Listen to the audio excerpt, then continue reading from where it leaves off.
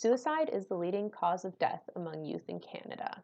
This is a preventable public health issue. In 2019, Statistics Canada released a report of their most recent survey, and it highlighted rates of suicide within First Nations communities. It determined that for youth in First Nations communities, the rate of suicide is between 5 and 7 times higher than the national average. In Inuit communities, the rate of suicide is in fact 11 times higher than the national average, which is a very concerning statistic. The highest rates of suicides are found within youth aged 15 years old to 24 years old. On the following slide, you will see a graphic, and it depicts the rate of suicide per 100,000 citizens, and it breaks it down between First Nation peoples and non-Indigenous Canadians.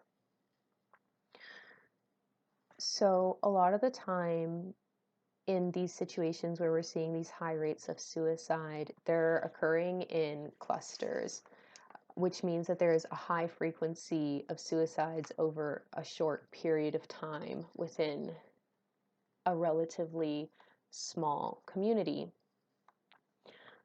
For First Nations peoples in Canada, the rate of suicide is twice as high for individuals living on reserves as it is for individuals living in urban areas, which leads to questions about quality of life and other factors that might be affecting individuals living in those communities to effectively double the rate of suicide among that population. Although suicides can be concentrated within First Nations communities, the report by Statistics Canada did highlight that out of the 600 First Nations bands that participated in the survey across all of Canada, 60% of these bands had a suicide rate of 0.